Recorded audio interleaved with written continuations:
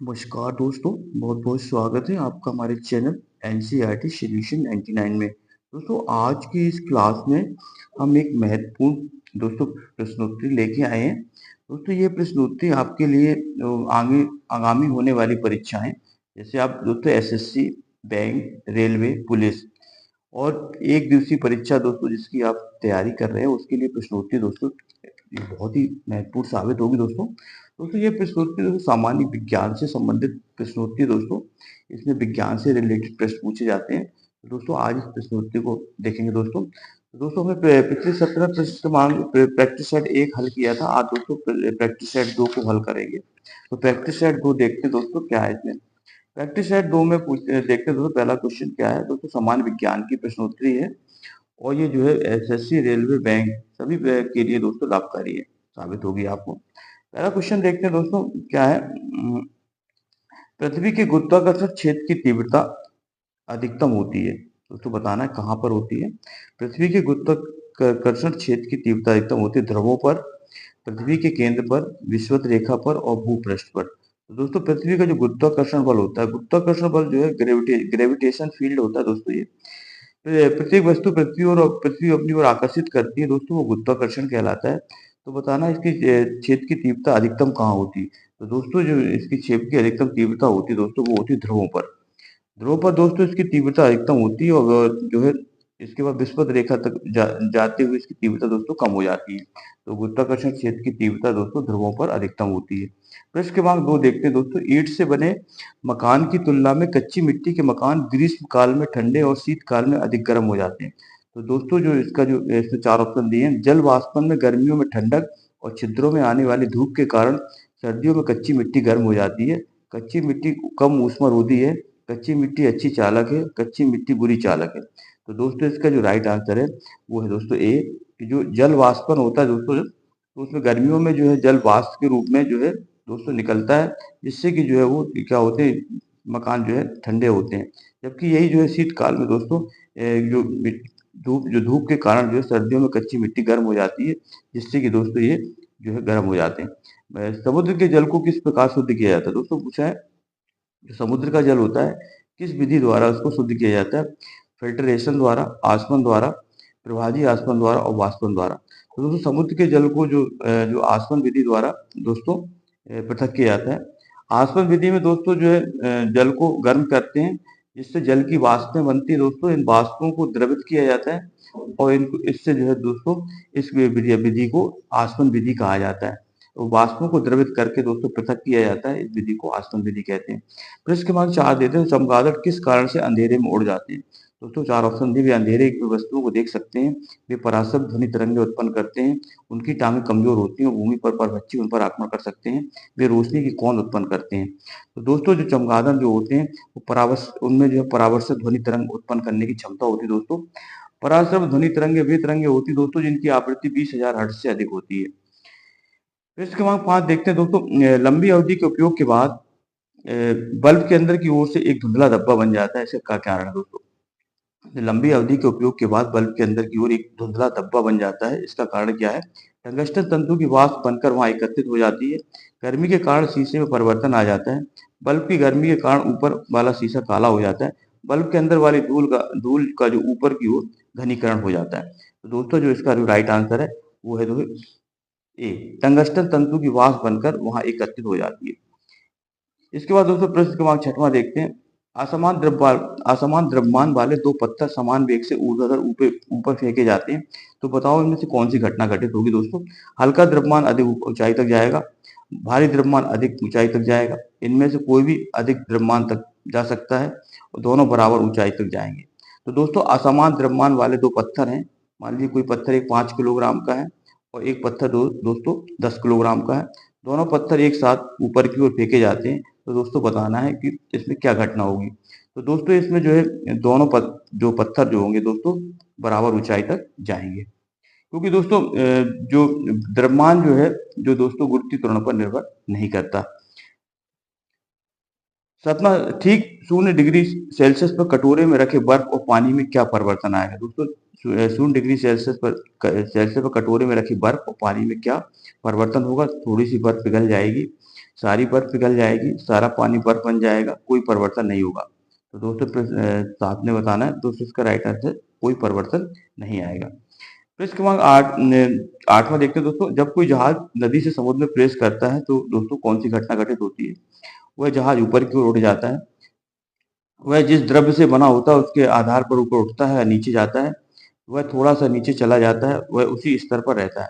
तो दोस्तों जब कोई जहाज नदी से समुद्र में प्रवेश होता है, तो दोस्तों वो थोड़ा ऊपर की ओर उठ जाता है। इसका कारण होता है दोस्तों कि जो नदी से जब कोई जहाज समुद्र में जाता है, दोस्तों नदी का जो जो दोस्तों जो है घनत्व होता है, वो समुद्र के जल की घनत्व की तुलना में अधिक होता है।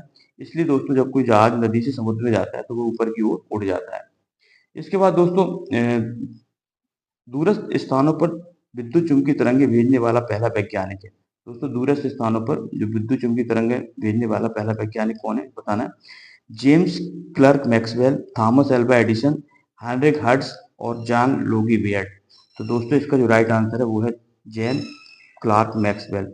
मैक्सवेल ने दोस्तों विद्युत चुम्बकीय तरंगों की खोज की थी, इसको भी आप याद रखेंगे।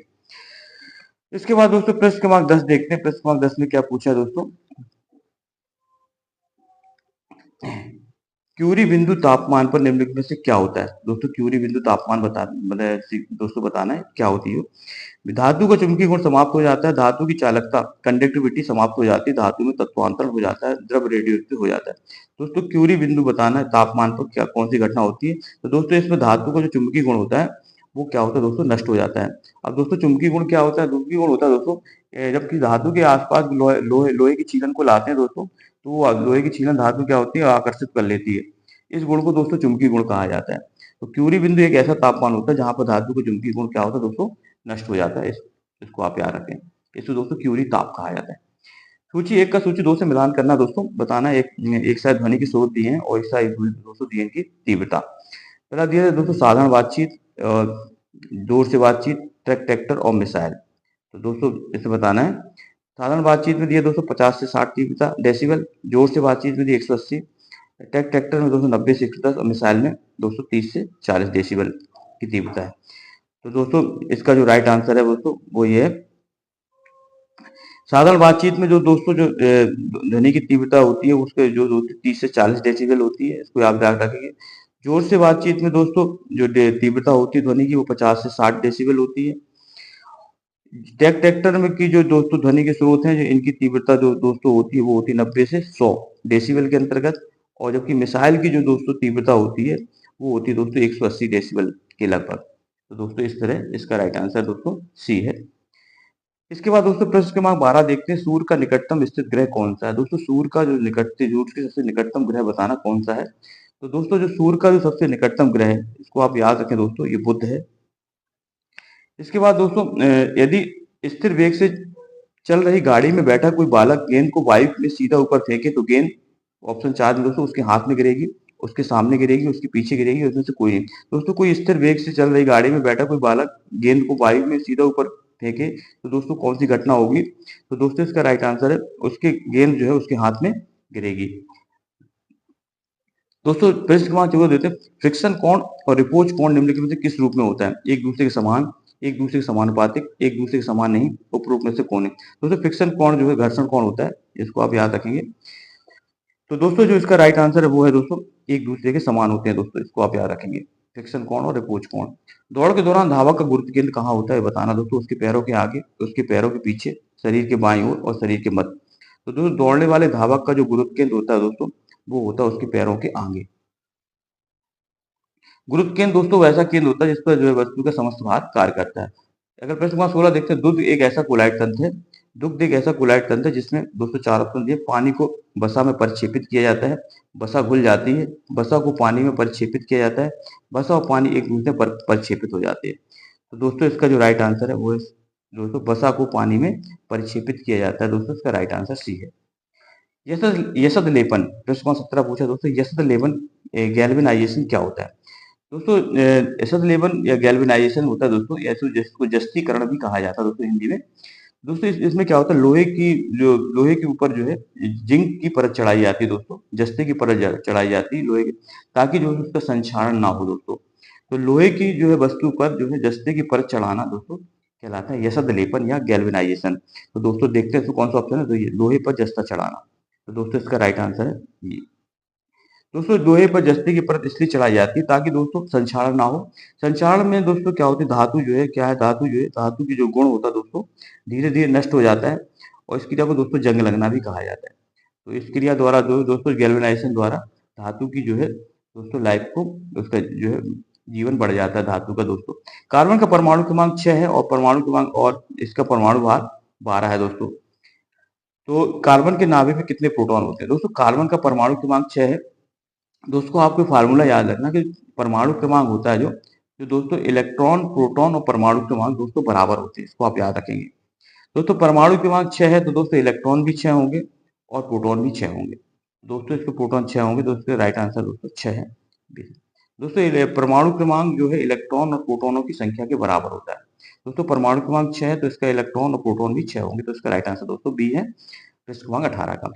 पृष्ठ क्रमांक 19 देखते हैं दोस्तों, पृष्ठ क्रमांक 19 में क्या पूछा है, पृष्ठ क्रमांक 19 में पूछा है कि सभी तेल किस कार्बनिक यौगिक के दोस्तों नाम से जाने जाते हैं। सभी तेल होते हैं दोस्तों किस कार्बनिक यौगिक के नाम से जाने जाते हैं, तो इसका कार्बोहाइड्रेट के नाम से, एस्टर, हाइड्रोकार्बन और प्रोटीन।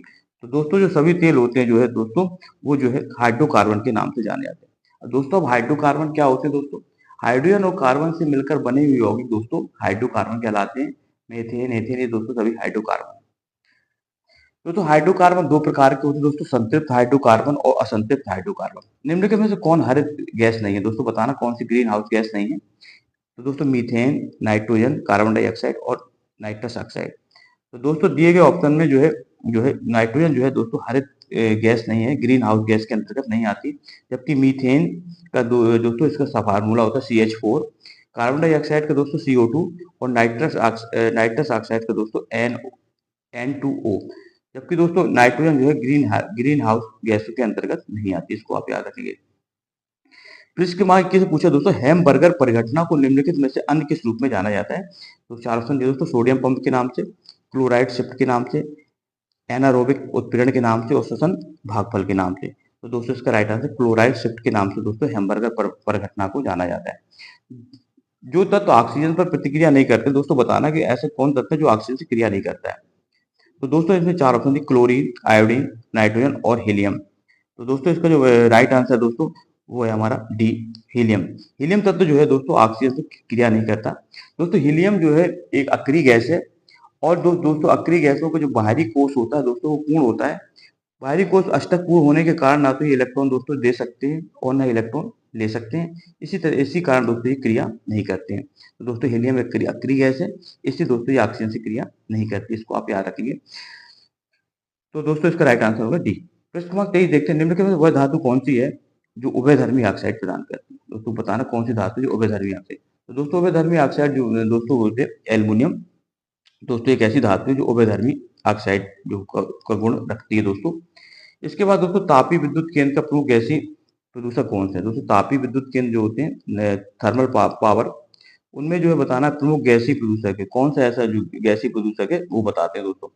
SO2 दोस्तों सल्फर डाइऑक्साइड कहलाती है, H2 है दोस्तों हाइड्रोजन सल्फाइड, NH3 दोस्तों अमोनिया है और NO2 दोस्तों नाइट्रोजन ऑक्साइड। तो दोस्तों इसमें जो तापीय विद्युत केंद्र में जो दोस्तों गैसीय प्रदूषक है वो है दोस्तों हमारा SO2 सल्फर डाइऑक्साइड।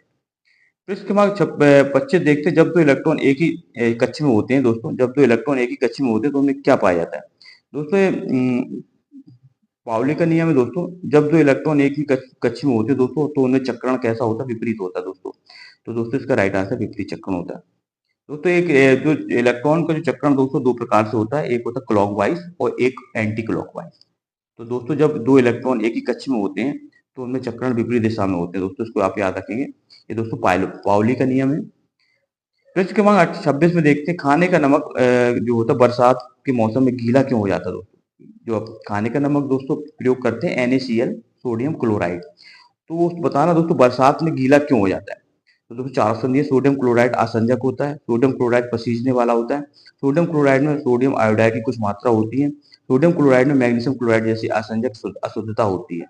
तो दोस्तों जो इसका राइट आंसर वो डी है। तो सोडियम क्लोराइड दोस्तों नमक होता है, नमक का फार्मूला है, इसमें मैग्नीशियम क्लोराइड जैसी कुछ अशुद्धता दोस्तों आ जाती है, जिसके कारण जो है दोस्तों वो क्या होता है, गीला हो जाता है।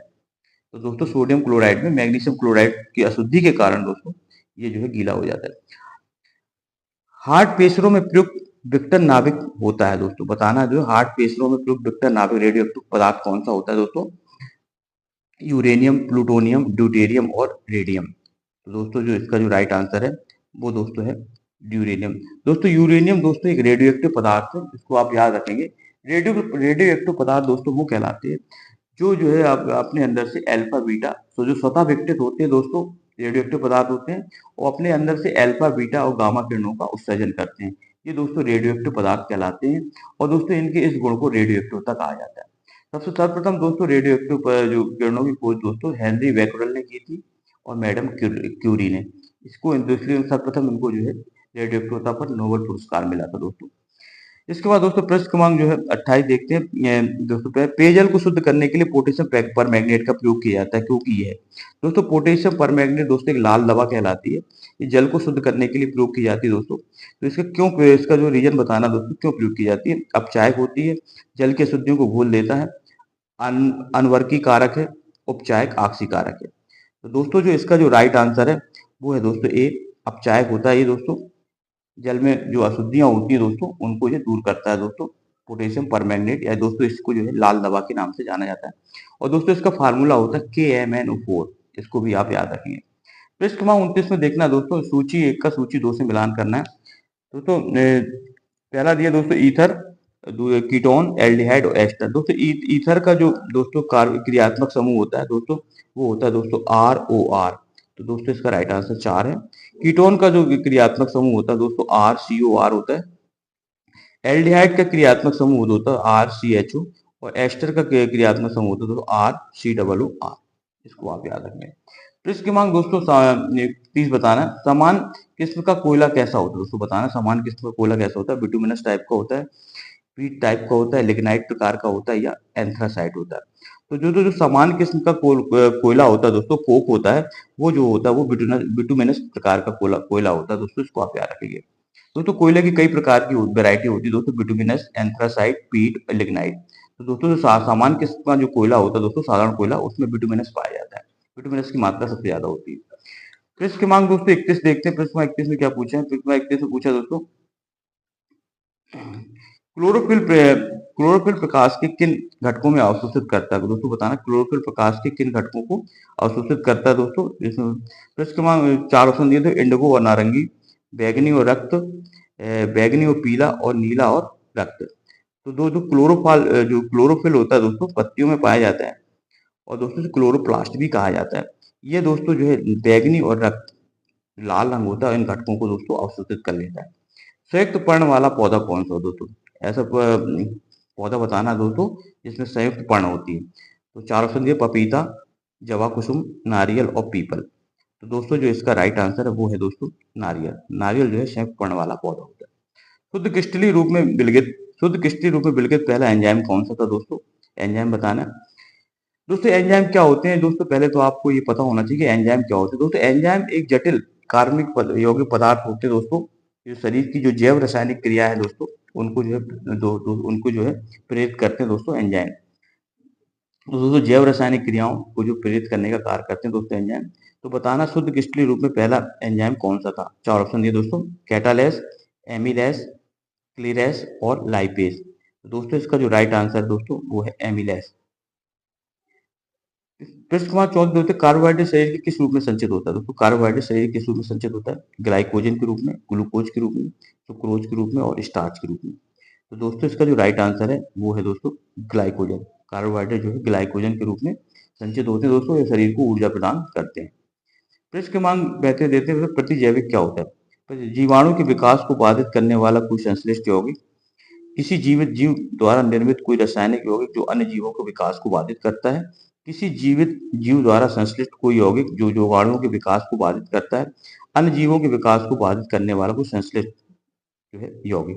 तो दोस्तों इसका जो राइट आंसर है दोस्तों वो है ए। जो प्रतिजैविक होते हैं दोस्तों वो क्या करते हैं, जीवाणुओं के विकास को रोकने में दोस्तों इनका उपयोग किया जाता है प्रतिजैविक। तो पेनिसिलिन जो है की जो खोज थी दोस्तों वो हेनरी अलेक्जेंडर फ्लेमिंग द्वारा की गई थी दोस्तों। पहली प्रतिजैविक औषधि है पेनिसिलिन। तो दोस्तों क्या करते हैं, ये जो है जीवाणुओं के विकास को बाधित करने वाले जो पदार्थ होते हैं दोस्तों, उन्हें प्रतिजैविक कहा जाता है। जल बसा और विभिन्न अपचयी अवशिष्टों, जल बसा और विभिन्न अपचयी अवशिष्टों जो को उत्सर्जन किस संघ द्वारा किया जाता है? दोस्तों शरीर के जो अवशिष्ट पदार्थ होते हैं उनको जो बाहर निकालने का कार्य होता है दोस्तों, उनको जो है वो 4 संघ दोस्तों, प्लीहा, वृक्क, त्वचा और लाल ग्रंथि। तो दोस्तों जो अवशिष्ट पदार्थों को दोस्तों शरीर से बाहर निकालने का जो कार्य करता है वो दोस्तों वृक्क करता है। इसको आप याद रखेंगे। पृष्ठ क्रमांक 37 देखते हैं जीरोफ्थिलेमा, एक हीनताजनक रोग है और इसकी कमी किसी कारण। दोस्तों जीरोफ्थिलेमा एक जो है ये आंखों से संबंधित रोग है दोस्तों, और दोस्तों ये आंखों से संबंधित रोग हैं जो ये विटामिन ए की कमी से होते हैं दोस्तों, इसको भी आप याद रखेंगे। तो दोस्तों इसका जो राइट आंसर है वो है दोस्तों बी, विटामिन ए। दोस्तों विटामिन ए की कमी से दोस्तों रेटिना नामक रोग होता है दोस्तों, कमी से दोस्तों आंखों से संबंधित कई बीमारियां होती है दोस्तों, इसको भी आप रखेंगे, याद रखेंगे। दोस्तों प्रश्न क्रमांक 838 देखते हैं, ध्वनि ध्वनि को आंखों के रूप में प्रयोग करने वाला प्राणी है। दोस्तों ध्वनि जो है को आंखों के रूप में प्रयोग करने वाला प्राणी है दोस्तों चमगादड़, कुत्ता, बिल्ली और सांप। तो दोस्तों जो इसका राइट आंसर है दोस्तों वो ए है, चमगादड़। तो चमगादड़ जो है दोस्तों, चमगादड़ में जो है पराशर ध्वनि तरंगे पाई जाती है दोस्तों। ये ध्वनि तरंगे दोस्तों जो 20,000 से अधिक आवृत्ति की ध्वनि तरंगे होती हैं, जिनका उपयोग दोस्तों जो है चमगादड़ जो है आंखों ध्वनि को जो है आंखों के रूप में प्रयोग करता है दोस्तों। इसके बाद दोस्तों जिससे कि वो जो है दोस्तों अंधेरे में भी देख सकता है दोस्तों चमगादड़, इन्हीं ध्वनिक पराशर ध्वनि तरंगों के कारण। दोस्तों जब आंख में धूल चली जाती है तो कौन सा अंग सूज जाता है? रक्तवर्ण, रक्तपटल, क्लोराइड, नेत्र श्लेष्मा, कार्निया और दृढ़पटल। तो दोस्तों इसका राइट आंसर बी है, नेत्र श्लेष्मा जो होता है वो उसका अंग जो है दोस्तों सूज जाता है।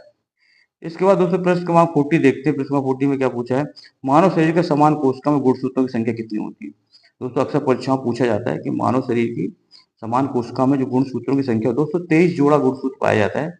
तो दोस्तों 23 जोड़ा मतलब 46 गुणसूत्र होते हैं दोस्तों कोशिका में, इसको आप याद रखेंगे। पाचन क्रिया में किसमें सहायता मिलती है? पाचन क्रिया में किससे सहायता मिलती है? खनिज, एंजाइम, हार्मोन और विटामिन। तो दोस्तों इसका जो राइट आंसर है वो है दोस्तों एंजाइम। एंजाइम जो है दोस्तों जैव रासायनिक उत्प्रेरक होते हैं जो शरीर की होने वाली जैव रासायनिक क्रियाओं को क्या करते हैं दोस्तों, प्रभावित करते हैं। तो दोस्तों पाचन क्रिया में एंजाइम जो की महत्वपूर्ण भूमिका होती है, इसको आप याद रखिए। प्रश्न क्रमांक 42 देखते हैं दोस्तों, नरसुरा शार्क में आलिंगक किसके साथ जुड़े होते हैं? अधरपंख, गुदपंख, श्रोणीपंख और अंशपंख। तो दोस्तों इसका जो राइट आंसर है वो दोस्तों भी है, गुदपंख में द्वारा जुड़े होते हैं। एमनियोसेंटेसिस, एमनियोसेंटेसिस किस विधि का नाम है?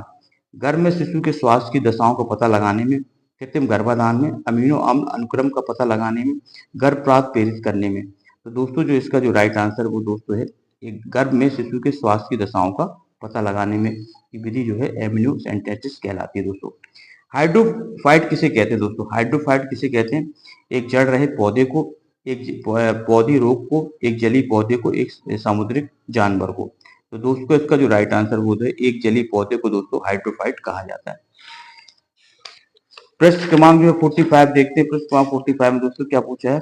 प्रश्न क्रमांक 45 में पूछा है दोस्तों, सूची 1 का सूची 2 से मिलान करना है। बहुलक, एंजाइम, हार्मोन और फास्फोलिपिड। तो दोस्तों इस साइड ये दोस्तों पॉलीथीन, टेस्टोस्टेरोन, लाइपेज और लेस्टेज। तो दोस्तों इसका जो राइट आंसर दोस्तों वो है डी।